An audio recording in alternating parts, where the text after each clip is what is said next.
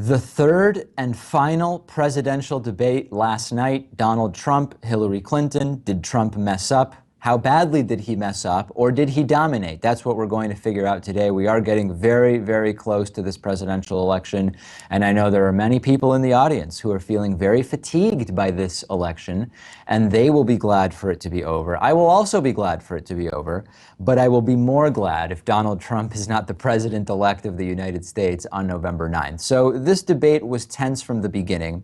The first debate had podiums and an opening handshake. The second debate had no podiums and no handshake. And at the beginning of this debate, they just walked to their podiums and did not even look at each other. You could really sense the tension from the beginning of this debate.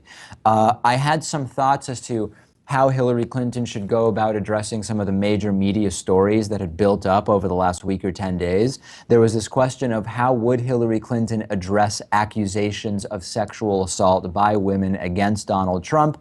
I said that she really shouldn't dig into the specifics. She'd have nothing to gain, and she should just say she wants to focus on the issues. She didn't bring it up, but she did answer Chris Wallace's questions about it. We're going to get to that a little bit later. There was this issue of the rigged election, which I thought was an area of opportunity for Hillary Clinton to really slam Trump for the fundamentally anti-democratic things that he's saying. Basically, by saying that the election is rigged, he is sort of saying that he doesn't believe in our democracy in some fundamental way. I think she did well there. We're going to talk about that.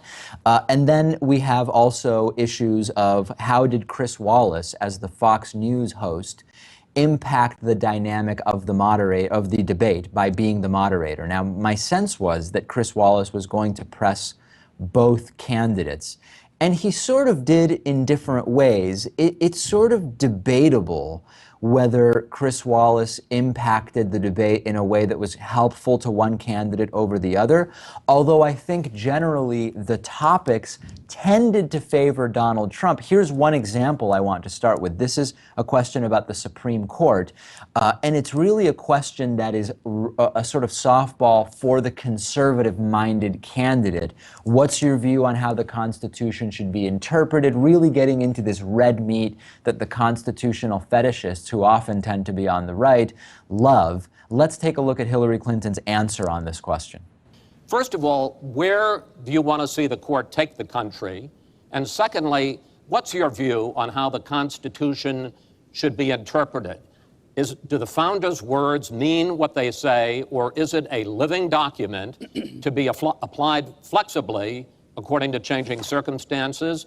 In this segment, Secretary Clinton, you go first. You have 2 minutes. Thank you very much, Chris, and thanks to UNLV for hosting us.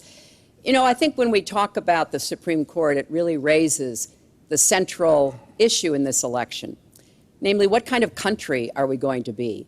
What kind of opportunities will we provide for our citizens? What kind of rights will Americans have? And I feel strongly that the Supreme Court needs to stand on the side of the American people, not on the side of the powerful corporations and the wealthy. For me, that means that we need a Supreme Court that will stand up on behalf of women's rights, on behalf of the rights of the LGBT community.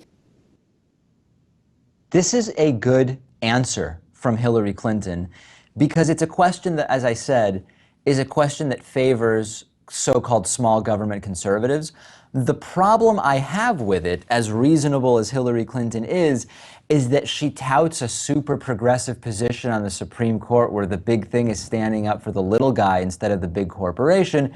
It's sort of ironic given Hillary Clinton's relationship with corporate America. So she gave an answer that turned a conservative-friendly question into something that sounded progressive, but we know, because we've been following this election and Hillary Clinton for some time, that it's a little bit counter to Hillary Clinton's actual cozy relationship with Wall Street and big corporations. Now, Donald Trump tweeted at 3 a.m. that he won the debate, and as we often say, as Newt Gingrich has even said, if you're tweeting at 3 a.m. and you're a presidential candidate, something has not gone quite right. A CNN poll says that Hillary Clinton won.